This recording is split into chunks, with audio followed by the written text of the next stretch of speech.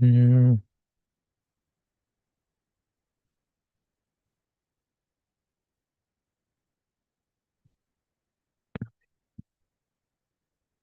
check, mic check, sound check.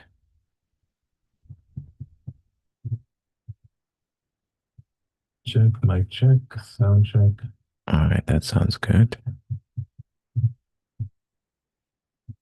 Check, mic check.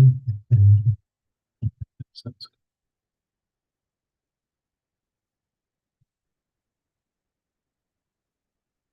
good.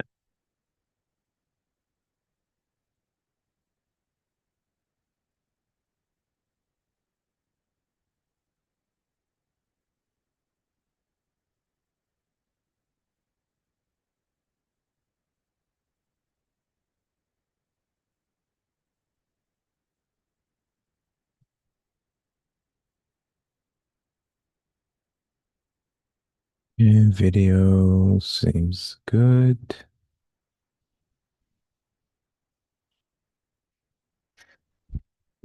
Up a bit more. Uh,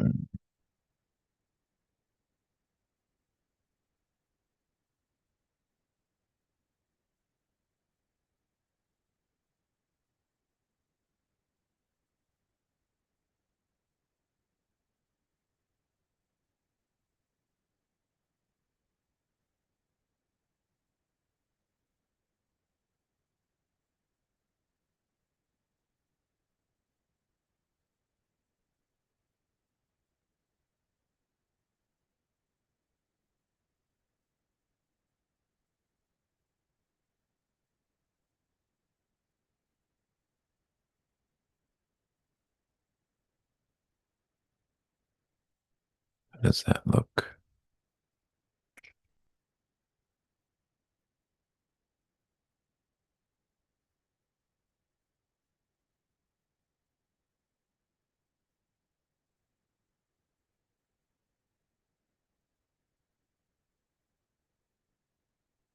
Mediums are shot won't it? Hey, Anime, I can hear you. I can't hear you. You can't hear me? Hear me? I heard you earlier. Yeah, I can hear you. Can you hear me? This person, believe you. The black magician herself, when she was on Earth, they go, Can you hear me? give you your I last can hear you word and now. say your Okay. Cleopatra. Say something again. Yeah, I can hear you. Can you hear me? Yeah, I can hear you. Okay. All right. Uh,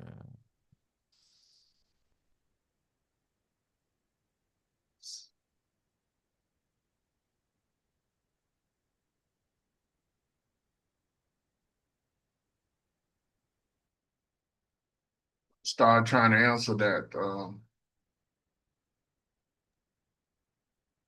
What's letter? yeah, Mm. that 11 page.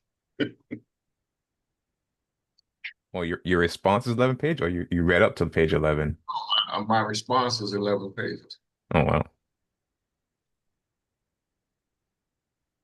and I haven't even given the technique yet.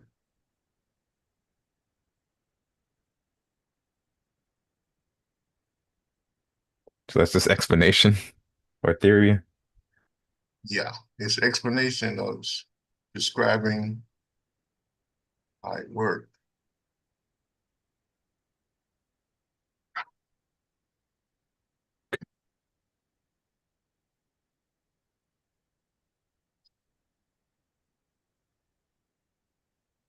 I don't have everything installed and running yet, but we'll make it work.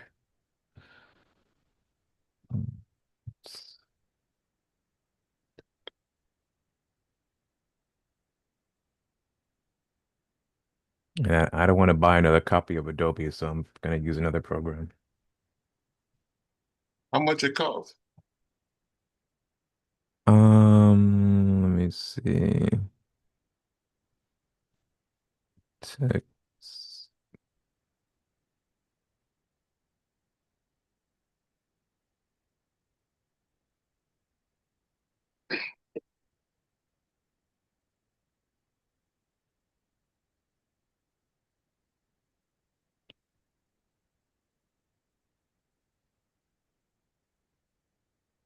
And I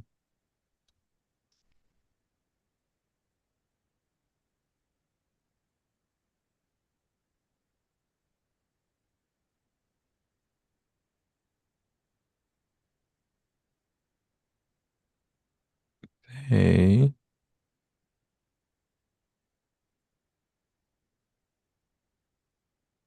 Oh, TechSoup doesn't have it anymore.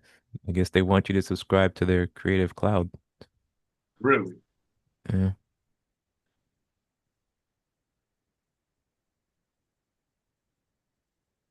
Yep. All the Adobe stuff here is subscription based.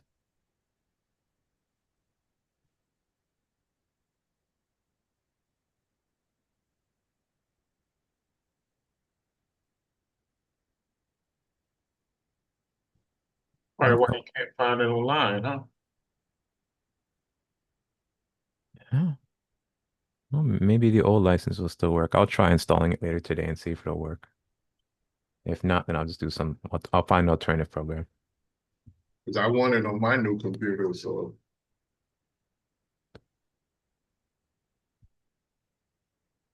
Creative Cloud, Express Premium Plan, online and mobile app. No, I don't want no mobile app, line apps. Creative Cloud and Photoshop Elements and Premiere Elements. Nope, that's it. They don't have Acrobat on here anymore.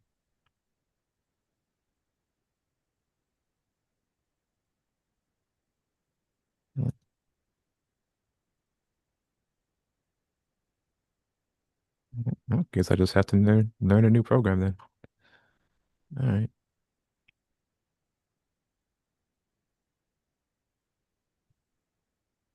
All right.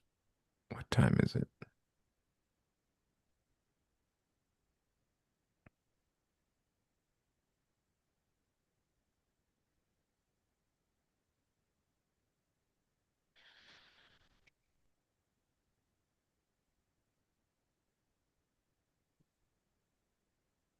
All right. We'll go ahead and start today's session.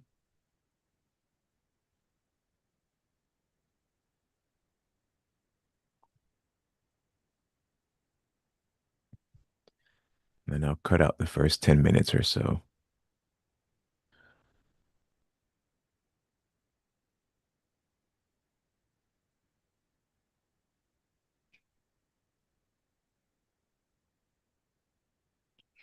All right. Welcome, everyone. Let's open up with prayer for spiritual workers, and then we'll go into some announcements and then into today's session.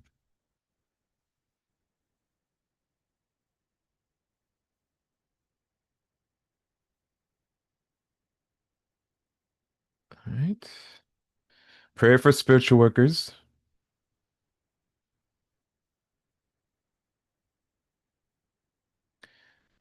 Almighty God, I bless all those who, because of their limitations, would smite me.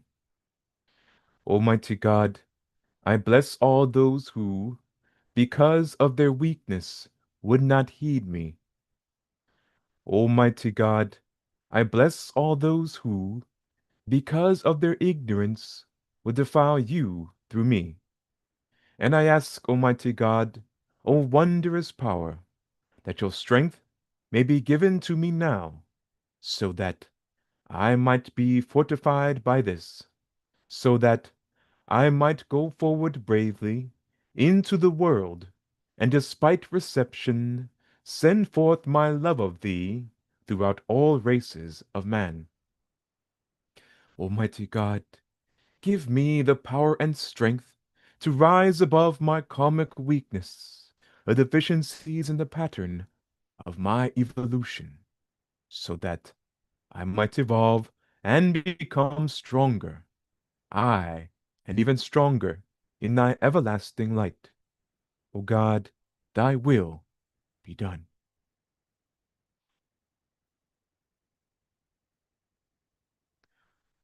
All right, welcome everyone to another session in the RSS, the review and study series. I apologize for the month-long break. Both my computers, their drives crashed, and it took me some time to buy parts and get everything back up and running.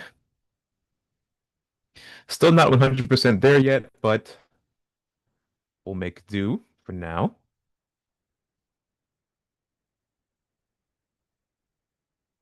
So do forgive any choppiness or technical difficulties in today's session.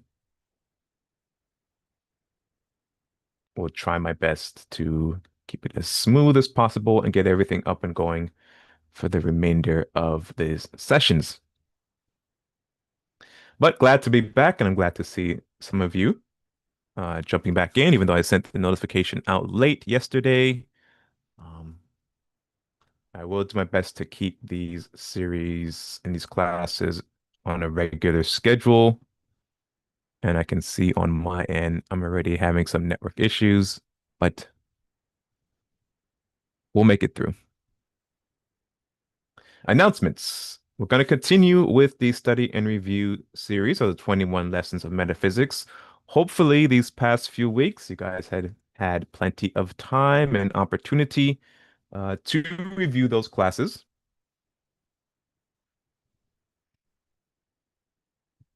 Okay. My internet connection is unstable.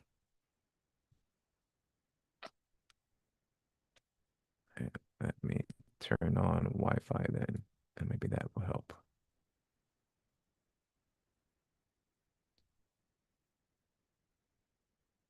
Nehemiah, can you hear me and see me clearly? Yes, I can hear you.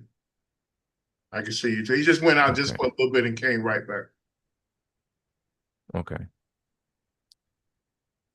As I was saying, hope everyone had opportunity to review the 21 Lessons of Metaphysics series, so all the videos that are there in that playlist series on our YouTube channel. He just went out just for a little bit and came. I will continue on with the series, and I'll just kind of move along and not take so many breaks, but still keep everything open for questions and answers, because I'm assuming you all had time to review the classes, have any questions and comments available, and we'll either email them to us or we'll pose your questions or comments throughout this study series. In maybe August or September, I plan to bring back the Friday sessions, depending on how I can get everything to work out for it. And in those Friday sessions, it'll be very informal, similar to what we're doing now, but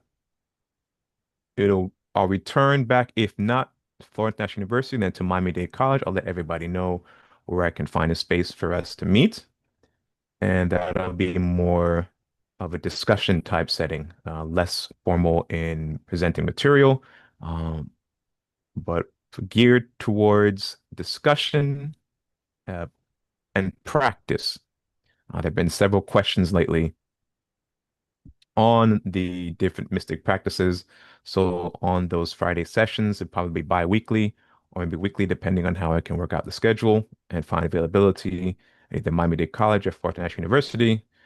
We'll come together and we'll look at some of the teachings that are given and practices that are given specifically in Contact Your Higher Self through Yoga, for those of you that have access to that text from the Through Society, or I believe the another version that includes those same practices is Realizing Your Potential, or more recently called King Yoga. Either one you should be able to find has those practices as given by Dr. George King in those texts, as well as some of the practices that are given in The Science of Breath by Yogi Ramacharaka. So we'll gear those Friday sessions towards more discussion and in-person application of the teachings. And then in 2026, or as time permits, I plan to move on to, after we finish the 101 series, I'm sorry, the 21 Lessons of Metaphysics, moving to the Serpent Power series and look at the secrets of tantric and shaktic yoga.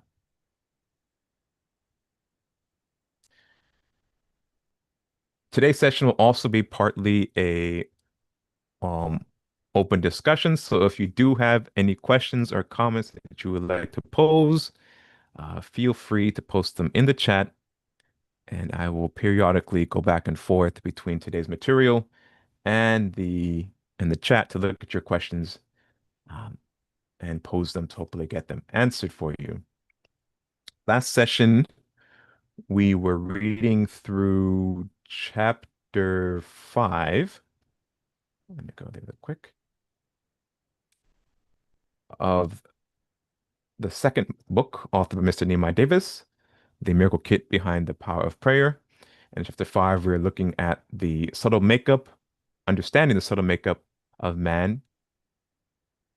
Today, we will most likely finish chapter 5. And then I wanted to go into chapter 7, Sound as Consciousness Manifested. And the reason for that is if you remember, if you recall, we were reading through this book and looking at some of the sections in preparation for covering the the 21 Lessons series.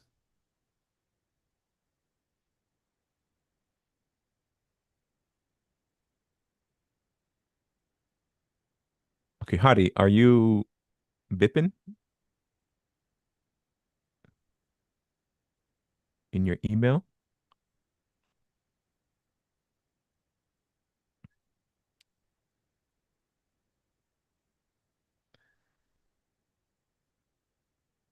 So today we will pick up with consciousness, and then after we finish consciousness, we'll look at man's mind, then we'll look at the flow of the five major pranas, and then we'll go to chapter 7. Sound is consciousness manifested, the four aspects of sound. Look at the manifestation of consciousness, and we'll touch the four aspects of sound.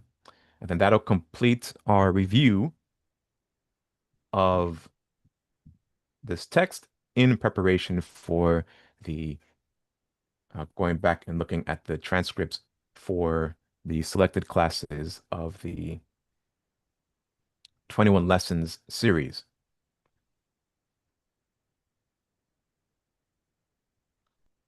Okay, so go ahead and go to consciousness. Consciousness is where we left off last time. This is where I'll pick up today.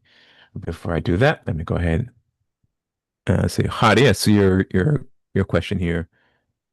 Are you bipping in your email, or or is this somebody else? I think you're bipping. Let me see.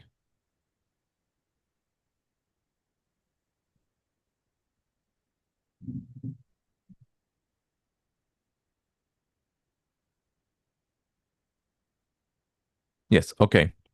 So we did receive your emails as well as the notes that you made on the lecture. Thank you very much. They're very good. Mr. Davis is working on a detailed response um, to your inquiry.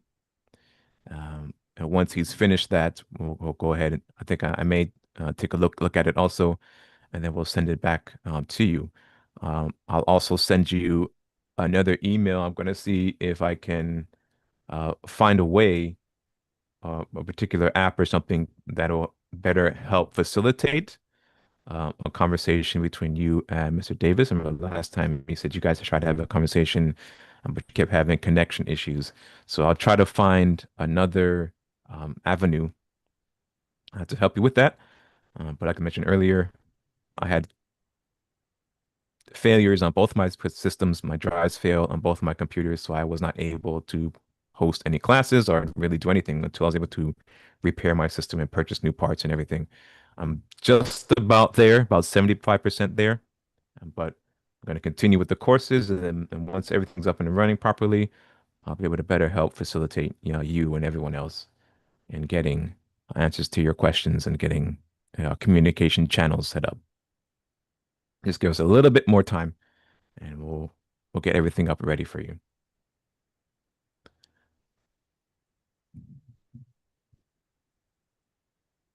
All right.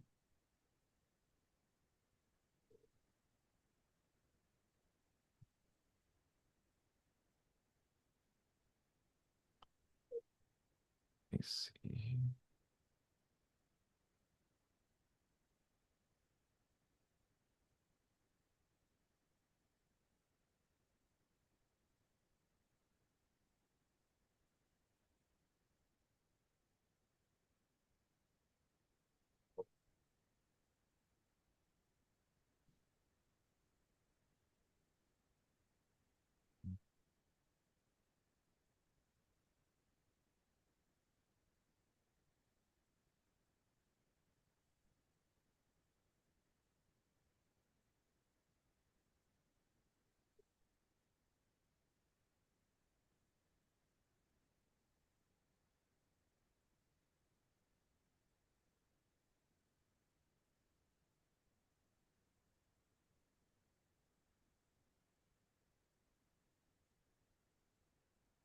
Okay. So I do have a thunderstorm going on right now, so I may lose connection a couple of times, but I will do my best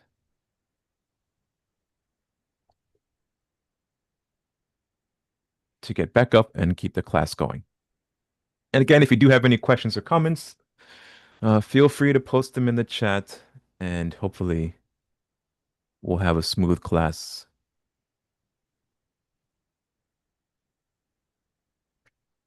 today. Marcus has a question here. Where can I book? Oh, you asking where can you get the book? This one, the prayer book, Marcus?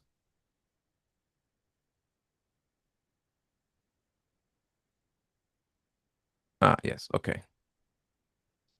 So let me go to Amazon and show you exactly where you can get it.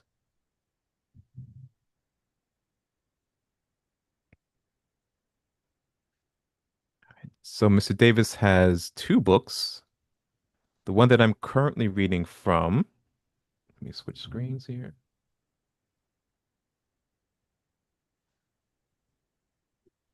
is the Miracle Kit Behind the Power of Prayer. Hopefully one can see my screen.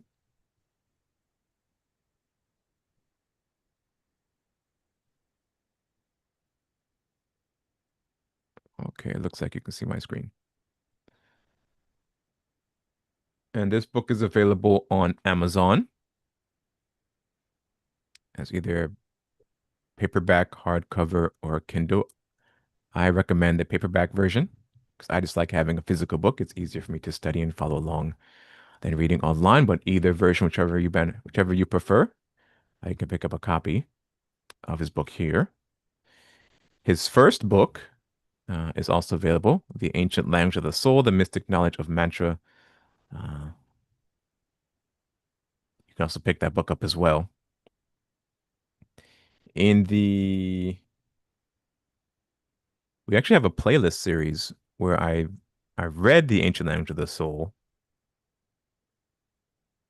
out as a kind of a pseudo audiobook format. And we also, some classes, some sessions I read from the book, other sessions we do a Q&A session with the author, Mr. Nehemiah Davis, and he answers some questions on the material covering the book. I don't I don't think I did this. Did I do the Miracle Kit? I think I did. Yeah, you did. Yeah, okay, yeah.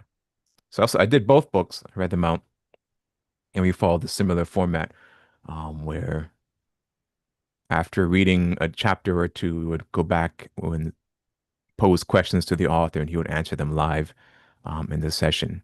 But you're welcome to pick up a copy of the book. You're also welcome to go back and review those readings of the book. And if you have any questions or comments about the material in the book, you can bring them back to us, and we'll gladly answer those for you. I'm just reading certain parts from the book in preparation for the 21 Lessons series. And then from there, we'll go into a review of the transcript of the series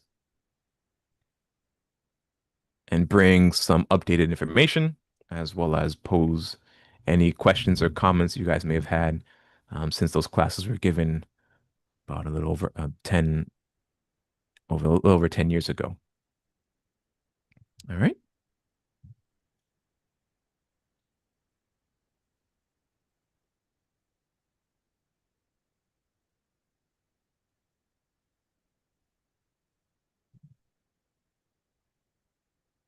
All right. So if there's no further questions, let me go ahead and start with today's readings and hopefully get them done before the storm picks up. And if you do have any further questions or comments, by all means, please post them in the chat and we will pose those and answer those for you. Oh, additionally, another announcement I forgot to make. I did mention before that I want to cover many of the teachings given by Dr. George King. Let me see, did I put that here in the announcements? Oh, yes, I did. Sorry, let me go back to that. So yes, we do also have a There's Society Florida group in which we meet weekly to hold 12 blessing sessions, both online and in person. And we also hold our commemoration services through the Florida group. Sometimes we tune in with headquarters. Sometimes we have them our own services on different times. But you're welcome to participate with either or both. As mentioned a little bit earlier, still working out the logistics of it, but I do want to begin taking up reviews and studies of the teachings given by and through Dr. George King, Dr. Sri Yogi Riji George King, and the Dear Society, including a study of the Nine Freedoms. If you go back on our playlist, you'll see that Mr. Davis has given quite a few lectures and classes on the teachings of Dr. George King, including the Nine Freedoms and the 12 Blessings, and several others. And I plan to go back over those classes as well as go into other studies as Mr. Davis and opportunity allows and karma allows. I plan to get a couple more computer systems as well, so just in case we have another shutdown, I'll have 3 or 4 systems to go back to, and hopefully we'll work this all out. How can we become more active with you throughout the week? So one option to become more active with us is right here on the screen, the at the Society Florida group. You can participate with us in the 12 blessings practice. And Bipin, this also applies to you as Bipin, as you know, when you listen to the lecture, it's not the concentration lecture, imagination, man's creative faculty, man's only creative faculty. In that lecture, Dr. George King talks about and promotes the 12 blessings as not only a practice for spiritual service and development, but also as a means of developing your concentration, your visualization, and your imagination and visualization. The 12 blessings is one of the primary practices that we advocate and utilize for both global healing, world service, and and a tertiary benefit of practice of the 12 blessings and others like it is spiritual development and advancement. So we come together as a group, both individually, individually meaning the Florida group, and with their society as a whole and many other practitioners throughout the world to perform the 12 blessings in radiating healing and energy out to the world for global upliftment, for world peace, and so on. So this is an opportunity if you'd like to get more involved with us on a weekly basis. It can be through the 12 blessings that we hold every Thursday at 8 p.m. Eastern Standard Time. If you're not able to join that time with us on those time dates do not work for you, the society has a website dedicated to the 12 blessings called 12blessings.org, 12blessings.org. And there you can find services that are held practically daily around the world, and you'll be able to join in with those services also. If you would like to go a step further and actually like to volunteer and help us out at the International Mystic Knowledge Center with some of the work that we have going on, by all means, send us an email or send me an email, send Mr. Davis an email. Let us know that you're willing to volunteer, and I guarantee you we'll find something um, for that you can do to help us out or to participate in, as well as help you to grow in your spiritual development. So Marcus or anyone else, if you're interested, send us an email. So you like to volunteer, or like to participate, like to get more involved, and we'll be all too happy to get you plugged in.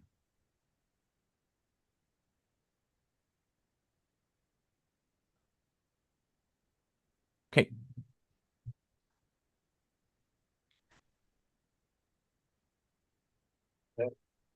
All right. So those of you joining us, a couple more people jumped in the last few minutes. Welcome. Um, Apologize for the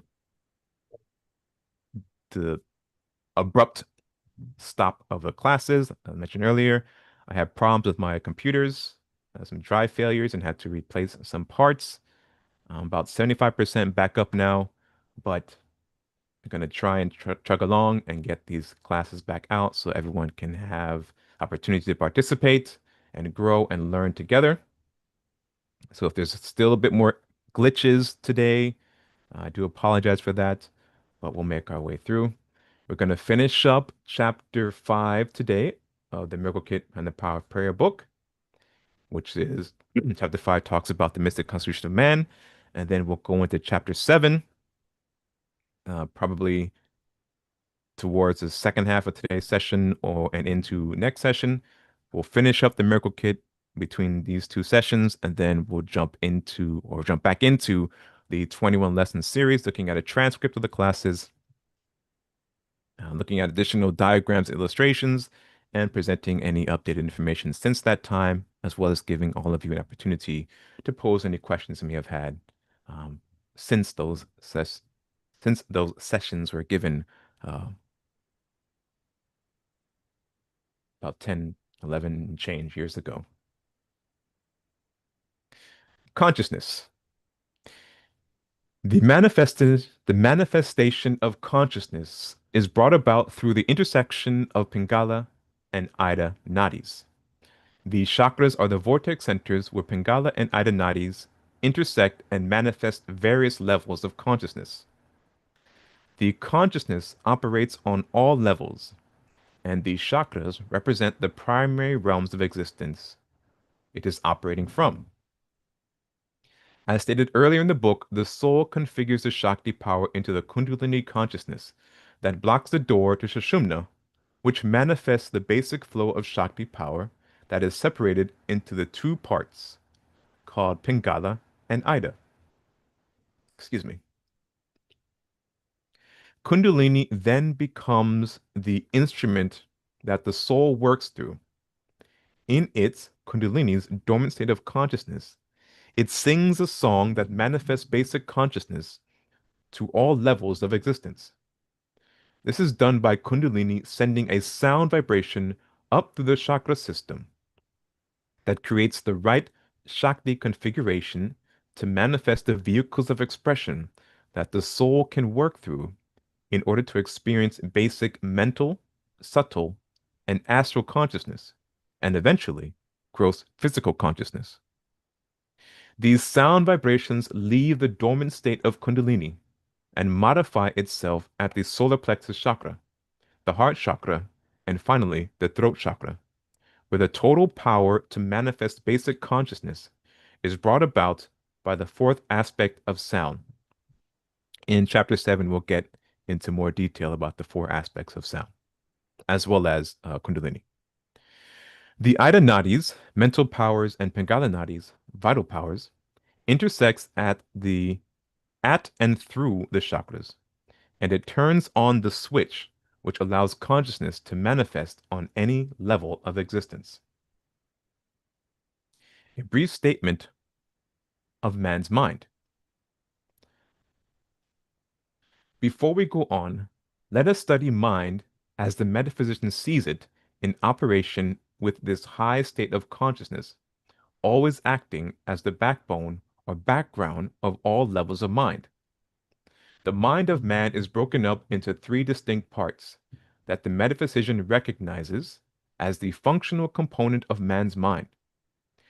We have taken the liberty to describe these three states of mind: the supra-conscious mind, the subconscious mind, and the conscious mind of man.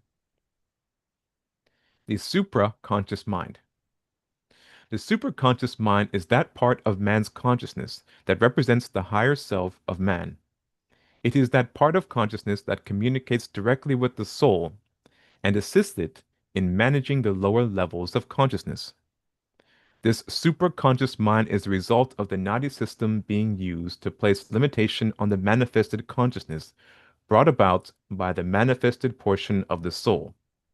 The nadic system serves to split up this consciousness into three major components, which is called man's mind. The soul is enshrined in the nadic system. As stated above, the soul creates this web-like system around itself to serve as an instrument to break up its consciousness into various levels of consciousness. This web-like system, created by the nadis, distributes bits of the soul's consciousness throughout this web system. This creates points of consciousness that are entry points to higher planes of existence. The supra-conscious mind is that highest level of consciousness that is being created and split up throughout the nadi system. The spirit is the background behind and the source power of all power.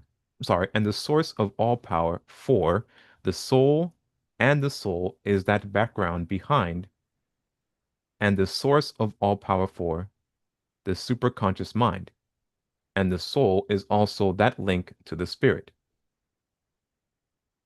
The superconscious mind is the background behind man's mind and the canvas that it uses to create its expression of life. So, superconscious mind is the instrument that the soul uses to control the other tools of expression used by the soul. The work of the superconscious mind is to assist the soul in managing the involutional and evolutional process of man's existence. The superconscious mind is like the great devata of man's mind and body. It is that place of man's consciousness.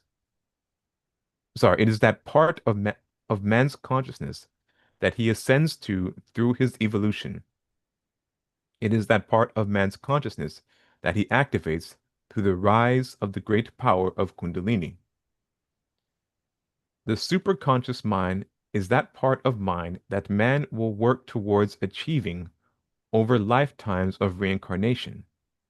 This superconscious mind is a state of mind that saints and yogi adepts or masters work from. The superconscious mind is that state of man's mind that represents the risen state of consciousness, where the soul operates from in order to shape and mold the lower states of consciousness. It is this state of mind that acts as a point of consciousness under karmic authority to direct and pressure man towards conformity to God's divine laws and purpose. The superconscious mind is the background mind substance behind all mind components, and that portion of mind that directs the actions of mind by setting limitations on mind dictated by the laws of karma. The superconscious mind is that part of mind that is locked away from basic man's common use and only pierces through as inspiration or intuition. The full aspect of man's conscious mind can only be realized and controlled by the conscious rise and control of the power of Kundalini. When Kundalini is risen, it calibrates and synchronizes the chakra system, whereby the conscious mind and subconscious mind begins to respond to the superconscious mind as the true ruler of the three-phased mind substance.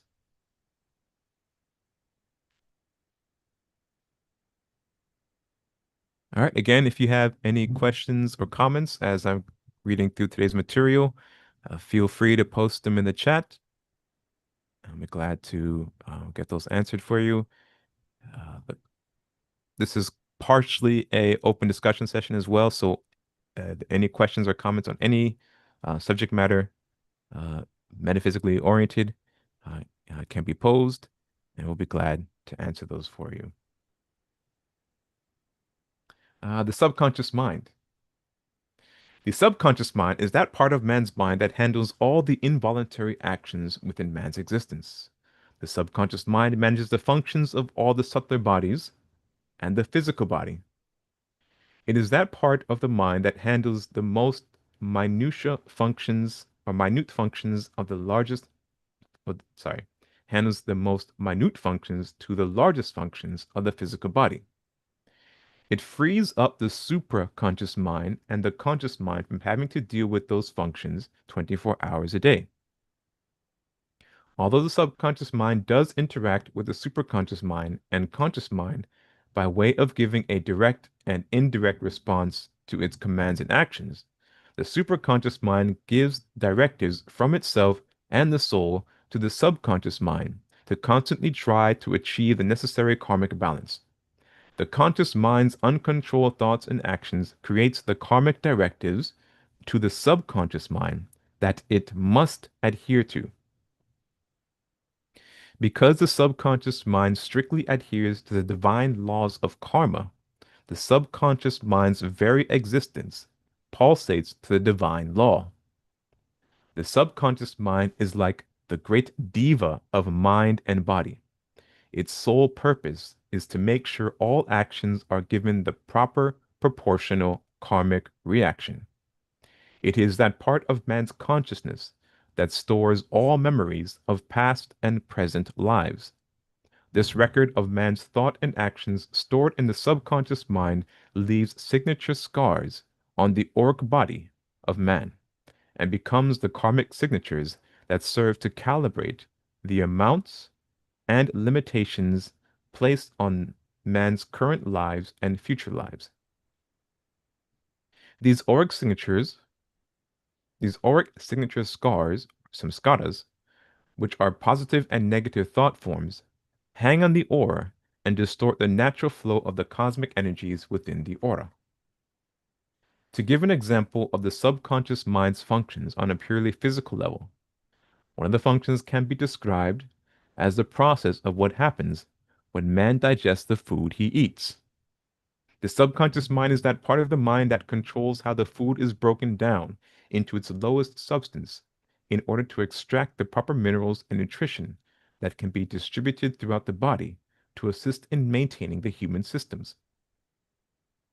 The subconscious mind also digests the mental vibrations and impressions of the food that's been placed there by those who touched, prepared, or cooked the food.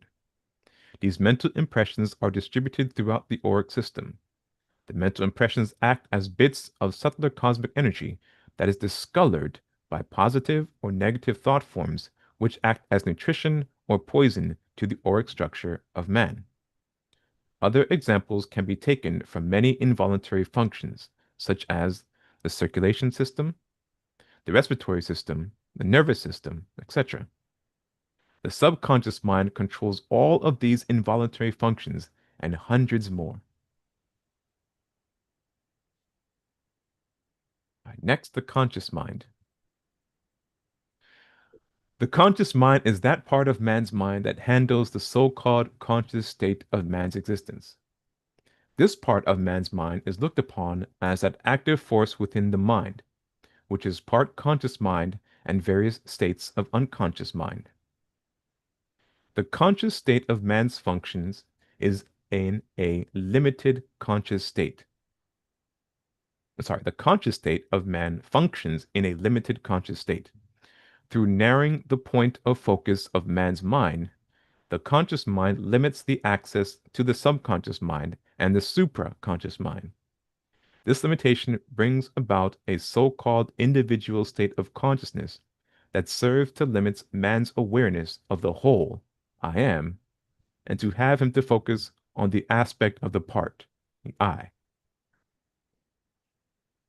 This state of consciousness is the point where man begins his journey through evolution. It is the final stage of the primary state of involution and the first state of the evolutionary journey. It is this stage where the great forces from the Mahabindus called Shakti, powers, goes into a state of rest and reveals Shiva that was always there with it by tightly wrapping itself 3.5 times around the manifested Shiva and is now called Kundalini. This state of existence is called the Maya Shakti, the power that makes the whole into not whole. The conscious mind is the result of this power called Maya Shakti. This individualist state separates man from the lower animal kingdom and brings about the limited state of consciousness, where he creates his existence in order to evolve back to the whole conscious state. The Maya Shakti helps to produce and maintain a state of limited conscious mind, which produces a state of individualism and separation from the whole. The conscious mind of man, which man operates from and through, is a very narrow receiving point of man's mind. The physical part of man's mental receiving set is the human brain, which physical science tells us that man only uses 2 to 3% of its capacity. The metaphysician states that the etheric part of man's mental receiving set is the chakras and the gnotic system, which man only uses less than 1% of its capacity. There is an emotional part to man's mental receiving apparatus that makes up his conscious mind, which is the combination of his past and present thoughts and actions. This self-consciousness separates man from the brute animalistic passions and engrossed materialistic man, whose desire is only to possess as much as he can on this gross material world. This conscious mind is that part of man's mind that allows him to perceive, observe, detect, and examine the external world around him. It is also that part of the mind that has him so preoccupied with external stimuli that it closes him off from his higher consciousness.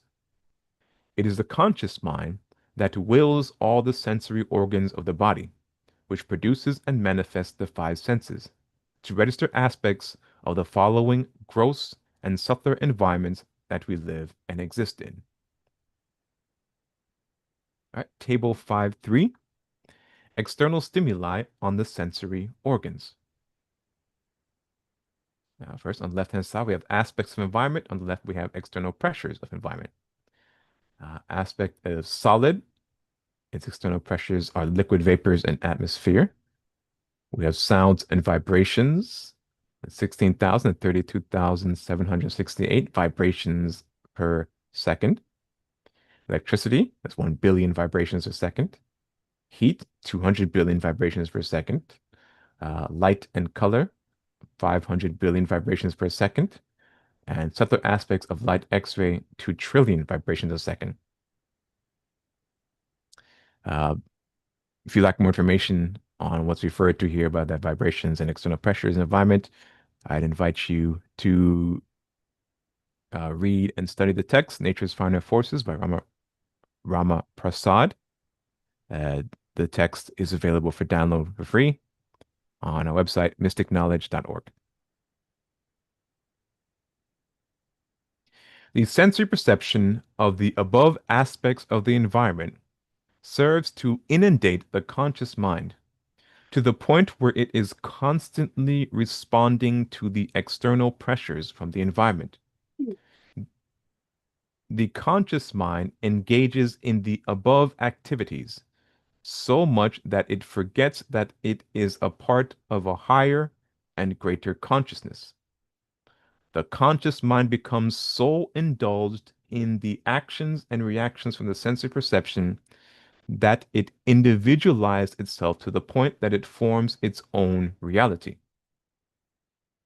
This reality that the conscious mind forms for itself becomes a great distortion that serves to block the higher frequency mind substance and creates what the yogis call the vrittis, uncontrolled waves of mental modifications. This conscious mind creates an outer valence level of mental substance that develops this great mental distortion, which blocks the conscious mind from perceiving the subtler, finer frequency of mind substance.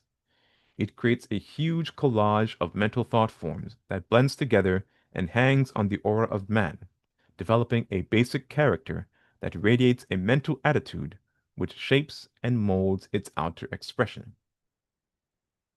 This serves to limit his higher conscious mind from communicating its inspirational messages to the lower mind and the subconscious mind, being that aspect of mind that carries out the involuntary functions of the mind and body, always following the divine laws of God, sets limitations on the mind.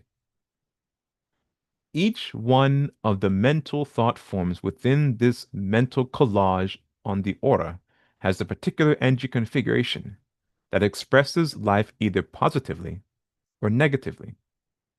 This collage of mental thought forms make up the outer valence level of man's conscious mind. As stated earlier, it is this aspect of mind that keeps the conscious mind busy with responding to the waves of mental thought forms. This collage helps the conscious mind forget its connection with the higher mind and submerge itself in the activities of this lower mind. This mental collage of thought forms is a collection of thoughts that spans over several reincarnations, maybe tens or hundreds or thousands of reincarnations. The collage of mental thought forms placed on the aura acts as seeds of mental impressions, or samskaras, that eventually blossom in the right environment as mental and physical limitations that the subconscious mind has manifested the lesson for that particular time. The conscious mind of each man is a combination of maybe hundreds or thousands of years or lifetimes of mental impressions from the thoughts and actions of its own making. The free will of man is the poison that has contaminated the auric body of man, which is man's free use of thoughts and actions without any regard to the divine laws of God.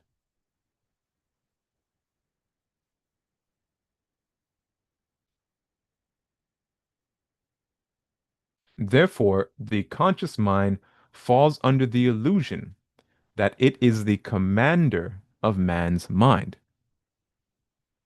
This attitude of the conscious mind places great limitation on man's mind and his ability to harness the inner strength of the higher self. The yogis teach that the first step towards controlling the mind is to still the conscious mind, thereby stopping all sensory perception of the conscious mind by focusing all its sensory organs down one narrow channel of thought. This limits the free will of man and gives him freedom over the limitations of the conscious mind. This serves to allow man's mind to receive the higher frequencies of mind substance, and it opens a pathway for the higher faculties of man to come into operation. In closing this section on the conscious mind, I would like to reference the point that one of the key components to controlling the conscious mind is using the power of imagination and the power of mantra and prayer. Techniques of imagination help to mold mind and vital energies.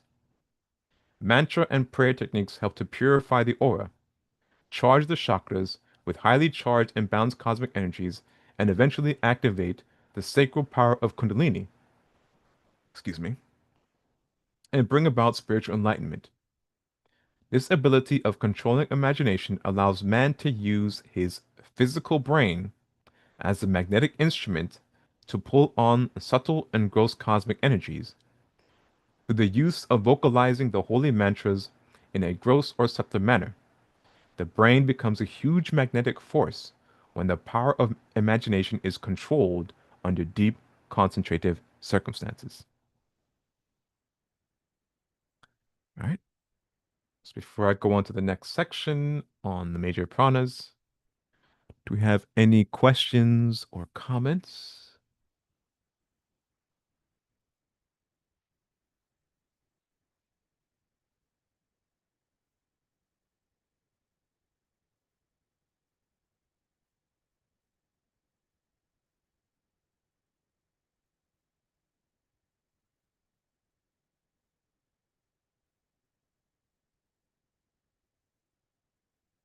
Okay, then let's keep going. A brief explanation of the flow of the five major pranas within the bodies. Prana is the first prana. This is the first aspect of prana, vital life force of the body. This aspect of prana travels down from below the head area, larynx, to the top of the solar plexus region and back up to the larynx area. This is considered to be the forward breath or the inhalation. It brings in fuel. All right, so if you look at the illustration here, you see prana as number one, goes from just below the larynx down to the solar plexus and back up. Number two, apana. The second prana is apana, the aspect of prana that travels from the anus area back up to the spine, the anus area, base of the spine chakra, up to the solar plexus chakra. This apana prana is equated to the out breath, exhalation. It functions below the chest, moving from the base chakra through the sex chakra up to the solar plexus chakra and back down to the base chakra area. Number three, samana, it's illustrated here. This flow of prana is located in the solar plexus region, which is the digestion and assimilation of gross energies. The samana prana has an equalizing quality to it. It converts fuel into energy. Prana and apana meet together near the navel, creating the conditions to produce or release the aspect of samana prana. It helps to regulate the interchange of these two forces at their meeting place, equalizes them, and is the most important agent in maintaining the equilibrium of the vital forces and their functions. This is the balancing breath. Udana, number four. This fourth flow of prana is located at the throat area and travels to the head, arms, and legs. This fourth aspect of the major pranas is called udana. It is the positive pranic flow that allows man to speak and manifest consciousness through the intelligent movement of the head, arms, and legs. It governs the positive energy created to work the body machine called the physical body. And number five, Vyana. This prana is the fifth major aspect of prana. It flows throughout the whole body. It regulates both the prana and apana and keeps them in harmony. This is considered to be the power behind the continuous breath of man. It sustains prana when the main flow of prana is held in abeyance, as in actions requiring extreme effort. It is all pervasive within the subtle bodies and gross body, and it distributes these vital energies throughout the body.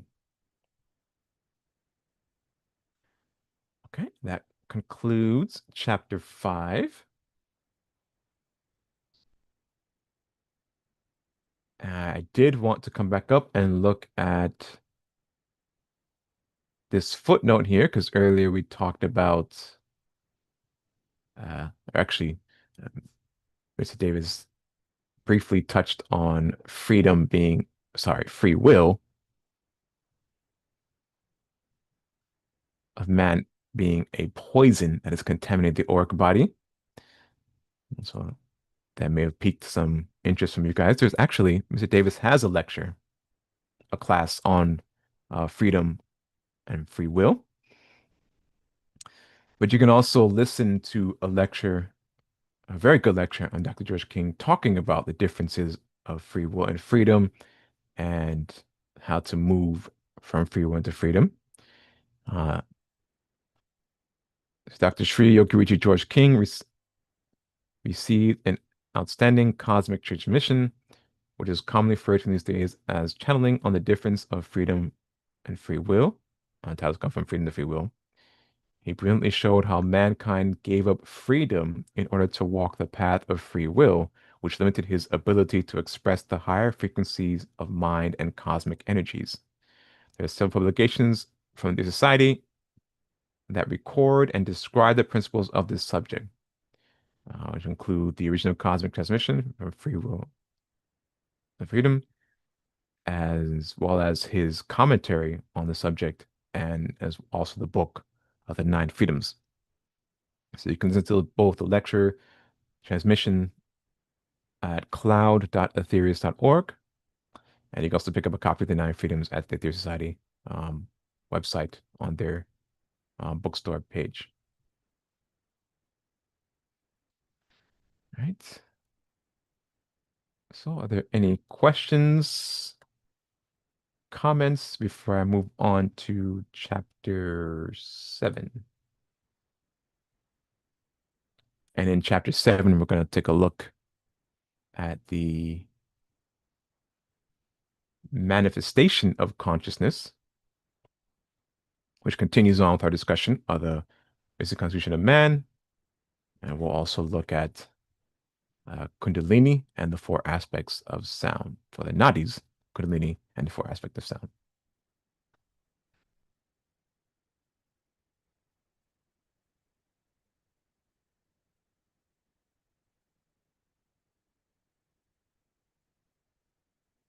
Or is there anything you wanted to add or state, Nehemiah? Or continue on? No, unless someone had a question.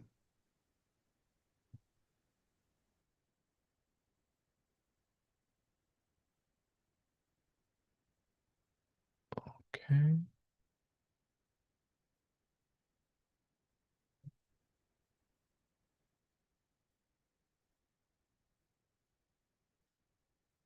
All right, no questions, then let's continue on. Chapter 7, Sound is Consciousness Manifested, the four aspects of sound. Now, in class 1 of the 21 lessons, Mr. Davis does not get into the four aspects of sound. I believe that's in lecture in class 2 or 3. He touches on it when talking about the rise and fall of of of the movements of Kundalini, but I think he goes into more detail of it in class 2 and in class 3.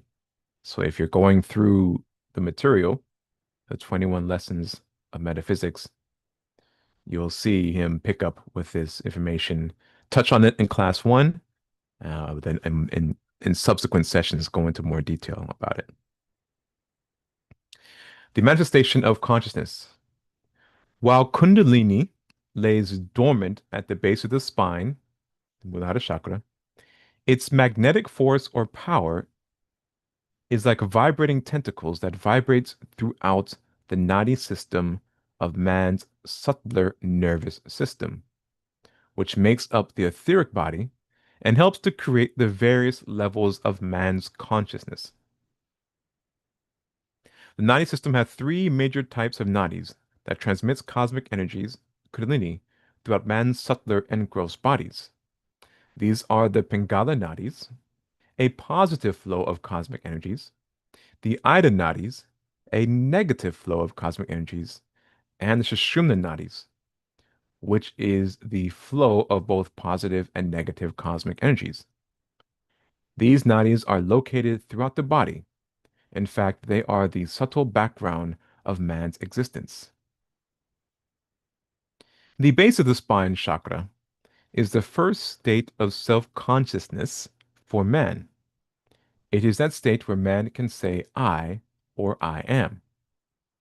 It is that state of consciousness where man begins to build his own layers of positive or negative charged samskaras, which begins to shape and mold the auric bodies of man from his self-conscious state of thoughts and actions.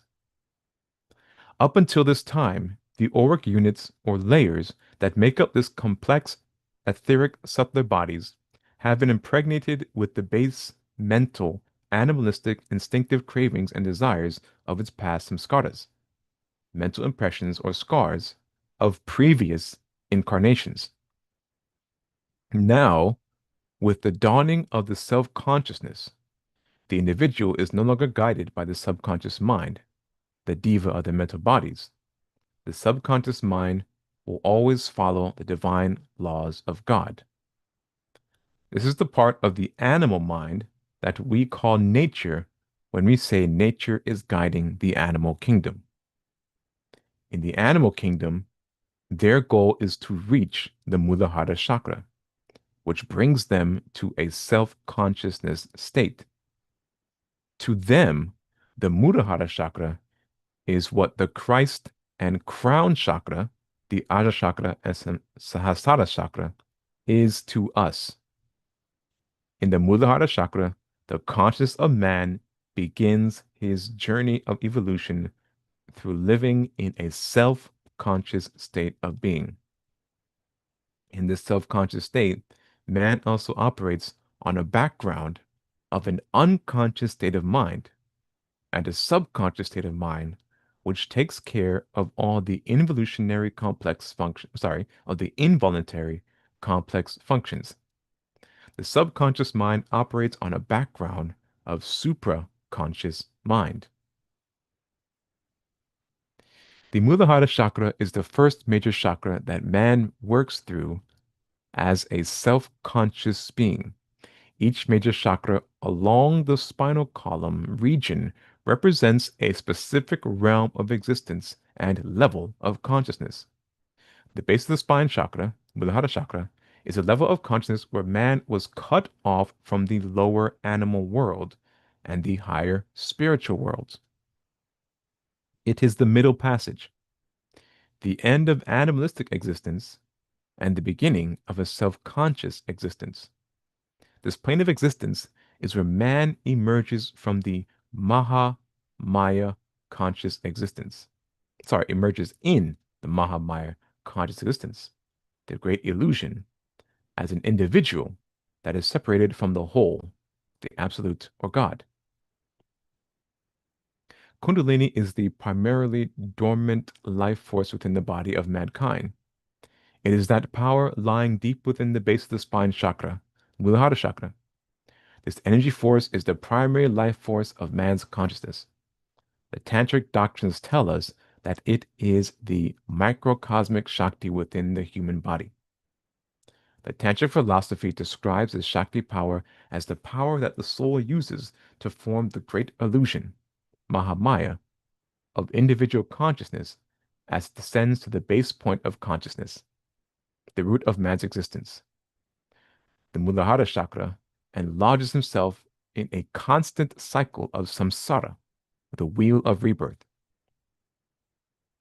It is said that when the Shakti consciousness of mind and pranas, being driven by the will of the soul, reaches the root chakra, the Muladhara chakra, it falls into a dormant energy configuration that is called Kundalini, that moves man's consciousness from the whole to the not whole. The effects of the dormant energy configuration lose the omni-awareness of the soul shared with the spirit, in a limited capacity, of course. This energy configuration of Kundalini Shakti is described as being in an energy pattern that resembles a 3.5 coiled serpent, which blocks the doorway to Sushumna. Sushumna is man's pathway or passageway to his higher and more expanded levels of consciousness. Sushumna is the inner channel of the spinal column, where the bindus of the 6 major chakras along the spinal column resides. This higher consciousness can only be experienced by Kundalini rising and traveling through Sushumna and activating the various chakras that resides along the spinal column within Sushumna. Now, the action of this dormant energy configuration of Kundalini Shakti, blocking the passageway to Sushumna, activates and perpetuates the separation of the Shakti power. The separation of Shakti power signifies man's limiting of conscious awareness. It is the whole becoming the not whole. It is the five elements splitting and manifesting its two opposite aspects. It is the five major pranas of subtler forces manifesting the five minor pranas of gross physical forces. It is the heat within the Shakti power manifesting itself as the Pingala Nadic force with positive charged subtle and gross energies. It is the cooling factor within the Shakti power manifesting itself as the Ida Nadic force with negative charged subtle and gross energies. It is the magnetic energy that lies between these two opposite forces that holds mankind in a constant flux, not allowing him to see the true stillness of consciousness. This magnetic flux is the Mahamaya, the great illusion, that mankind lives in and makes his being within. This subtle magnetic flux that lies between the positive and negative forces is the residue of consciousness that mankind strives to exist in life after life. This residue of consciousness forms out of the dormant state of Kundalini Shakti power, creating the separation of Shakti consciousness that brings into being a huge desire factor which permeates throughout the manifested gross substances. This desire factor, or karma factor, molds the mind substance that ignites the basic consciousness of man to pull on either the positive charged Shakti power, male, or the negative charged Shakti power, female. Now, the split of these pranas, cosmic energies, brought about a magnetic pull of these opposite forces. This magnetic pull can be considered or recognized as the place where man's many desires and passions arise from. When the conscious awareness is split up into thousands of directions and narrowed down to a single level of awareness, a basic consciousness that gravitates towards either a positive charge energy flow, which is a male vehicle of expression, or a negative charge energy flow, which is a female vehicle of expression, is created. Once the soul uses these two as vehicles of expressions, they have a huge magnetic attraction to each other that lasts for lifetimes. For countless reincarnation, mankind craves the opposite sex, realizing that it is the great illusion, the Mahamaya, and that it is only the side effects of the I becoming the not I. This craving becomes a driving force of man's basic astral and physical existence.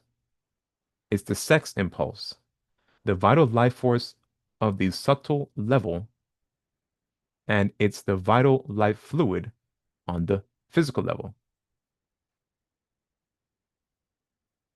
Now can you follow the logic? Man's true consciousness operates from a state of Sushumna, where the positive and negative flow of prana travels and operates in one direction.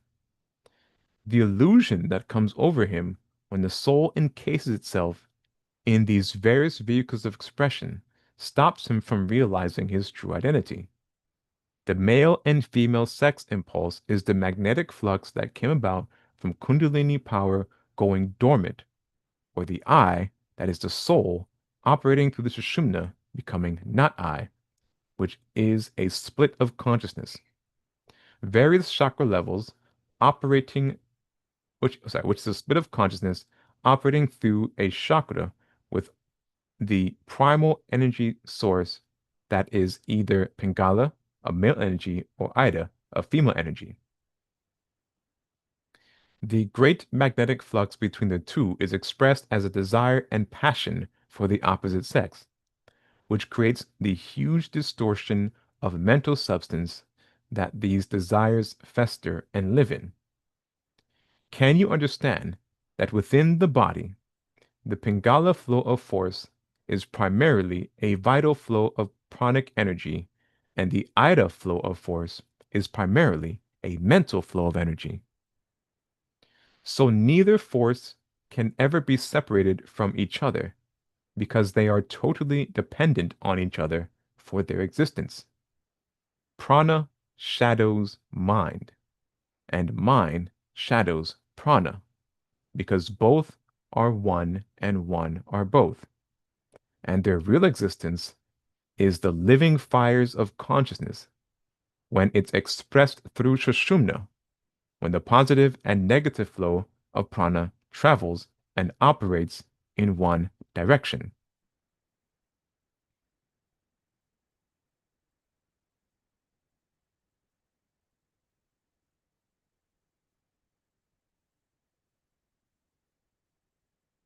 I don't know if I should mention that. I'll keep going.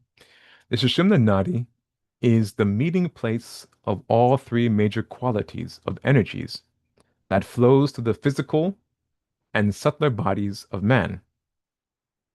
It is here that the positive charged cosmic energy, pranic, forces and the negative charged cosmic energy forces join together and travel in one direction with the purpose with one direction with one purpose in the sabda vibrational force to bring about higher states of consciousness.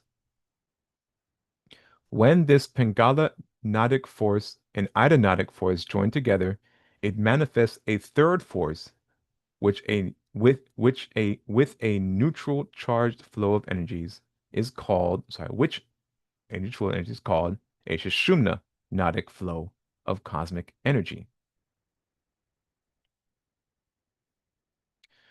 Both Pingala and Ida Nadi energies travel around the major chakra system thousands of times. Each Nadic force travels from a different direction, right to left and left to right, north to south and south to north. As these Nadic forces move around the major chakras, it identifies 108 chakras, major chakras, minor chakras, and minute chakras. These visible and invisible chakras pull on these Nadic lines of force in order to mold and shape different qualities of Shakti force within it. Excuse me. The Pingala Nadis have a quality of vital life force that distributes itself throughout the body. The Ida Nadis have a quality of mind Shakti force that distributes itself throughout the body. The Sushumna Nadi, which positions itself between the right Pingala and left Ida Nadi, creates a straight line of force from the Muladhara chakra to Sahasrara chakra. The Sushumnic Nadic line of energy carries a Shaktic quality of preservational force of all cosmic energies. The Sushumna Nadic line of force holds consciousness in manifestation on several planes, lokas of existence, allowing man to gain countless lifetimes of value experience. Right, so up here, we have the representation of the Ida Pingala Nadis, which are crisscrossing here through the Sushumna Nadi, which is the straight line going up from the Muladhara up to the Sahasrara. Pingala is represented in red. Ida is represented in a light blue. And then depicted down here is the anatomy or makeup of the Sushumna Nadis, which is a combination of four other nadis. And down here in the Muladhara, we see the Kundalini represented here as a serpent around the ovoid egg as a representation of Kundalini in its 3.5 knot configuration. We'll get more into the anatomy of Sushumna Nadi in the next section.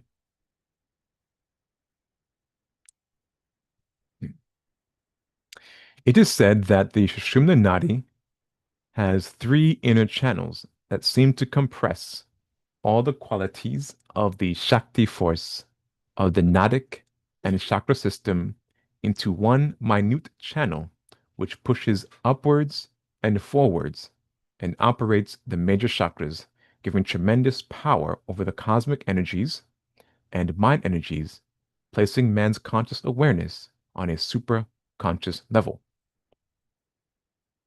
The first layer of the Nadic vibrations within the Sushumna Nadi is called the Vajra Nadi. So here, blown up larger is the same illustration before with the anatomy of Sushumna Nadi. You have the outer layer, Sushumna, and then I mentioned here the first inner layer is the Vajra Nadi.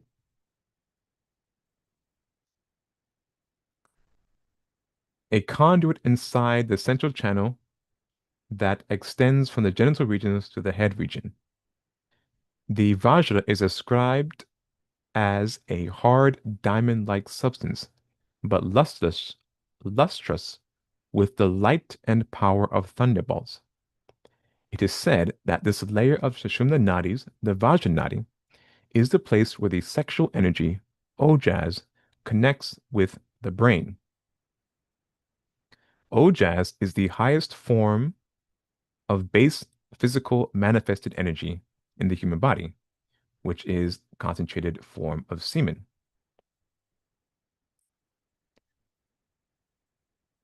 And when we're in its natural flow, the Ojas flows from the brain down.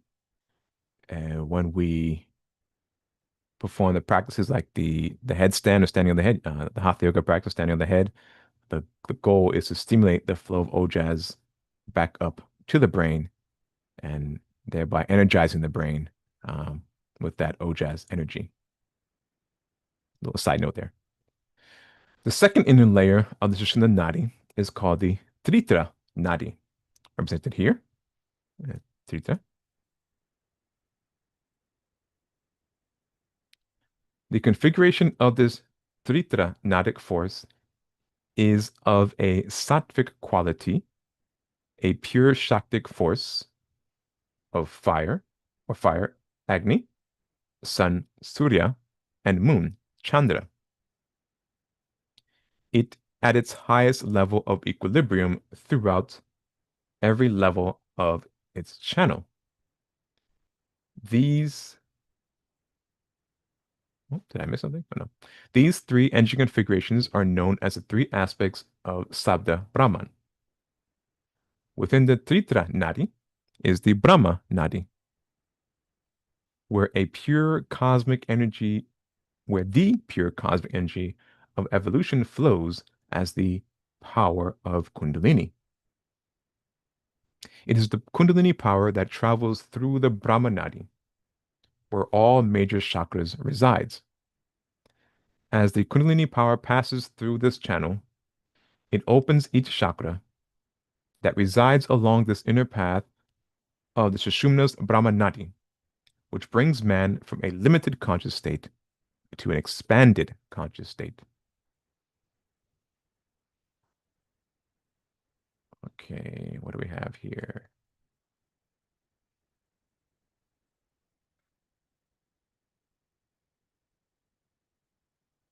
All right, we have a bit more to go. I'll finish up the nature of mantra. I'll finish up today's session with the nature of mantra, and then we'll pick up next time with Kundalini, a vehicle of consciousness. And then we'll have Kundalini, and then we'll do the four aspects of sound, and that'll complete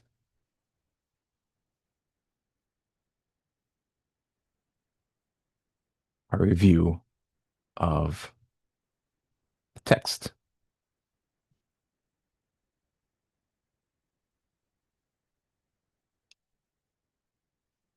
Okay, President has a comment here. It says, sexual energy must be controlled to increase ojas.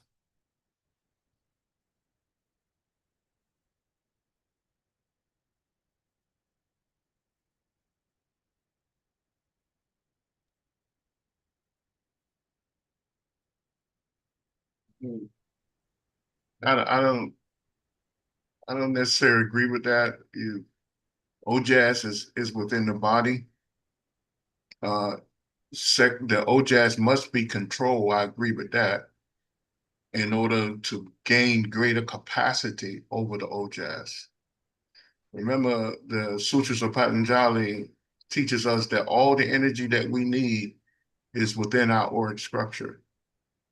We use outside energy to help stimulate the internal energy. So the OJAS is there. It fell from the head region, and in order to increase your capacity to use the OJAS, you must gain mental control and physical control, emotional control, and then you can utilize the OJAS. I guess that's what they actually mean. Yeah. That's what it needs to be controlled, but it increases the your capacity to utilize the OJAS once you bring it under control.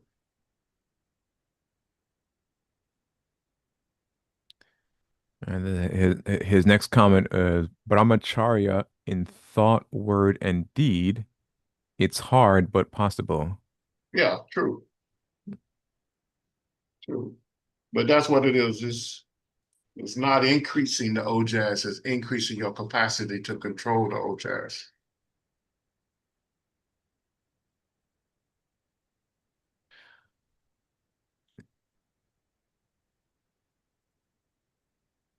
And President, if you read the Brahmachari book, when people talk about celibacy, they kind of um, tend to focus on just the Brahmacharya part. But in that book, two paths are laid out. Um, it is the Brahmachari path and the householder. I forget the Sanskrit term for the householder path. And both paths um, expound the strict regulation of the sexual energy, strict control of sex. Um, but one path, the householder path, I think is better suited for the majority of people who have spiritual aspirations and engage in spiritual practices, but still find difficulty in complete cutting out or strict discipline over the sexual impulse. And so guidelines are given out, say, yes, take on a spouse and to only engage with this spouse for the purposes of procreation. Um, so I don't want people to think that okay, brahmacharya is the one and only path. Like, no, there's as with all the yogas, depending on what level you are at or where you are in your evolution, there's pathways made available for every temperament.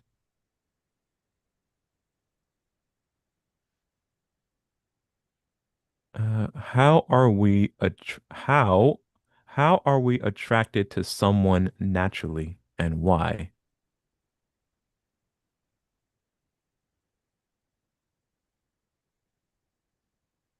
That's we just sync to certain people because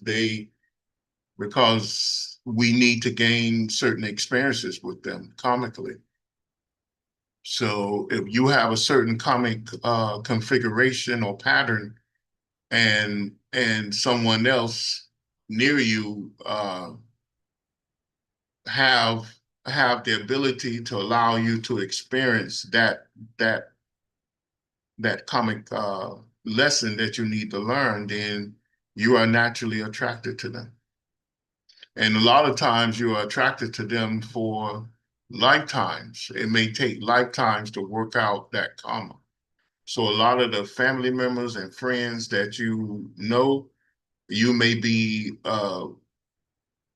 reincarnated with them multiple times in order to work out the karmic patterns that you all share. So that's the way it's done. And that's the way we understand it. And you can actually see it in life too. You can actually see it.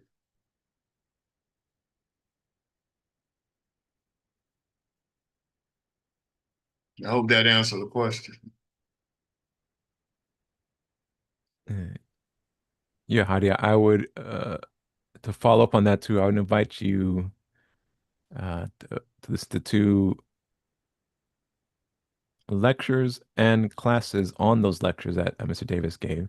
The one lecture is Karma and Reincarnation by Dr. George King. And Mr. Davis gave several lectures on that, actually, on that subject material. And another lecture that Dr. George King gave called Soulmates. And Mr. Davis gave a class on that as well. I don't remember if that class was recorded. It might be, but if it's not, um, so yes, yeah, present. You're just you're talking about, well, soulmates touches on what your question is, but twin souls refers to multiple concepts. Presence question is that related to the concept or idea of twin souls? Um, in the four aspects of creation, right? Yeah, the first aspect, the second aspect, traveling aspect, third aspect. Yeah, Dr. Josh King talks about the twin aspect, but it's confused in um, modern New Age uh, thought. Um, like as is the term soulmates is confused in modern New Age thought. So doc in that lecture and in those classes specifically on soulmates that Dr. George King gave and Mr. Davis gave on soulmates, he clarifies what soulmates are and also in the four aspects of creation. Mr. Davis has a class on that as well. He clarifies what that twin soul or twin aspect um, is. What the question present has, Mr. Davis, is what you were just talking about. Is that related to the concept or idea of twin souls?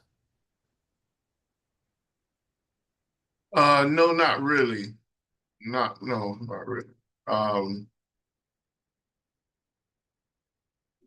Soulmates is a real deep question, a deep subject, and soulmates. A lot of times, soulmates are just aspects of yourself.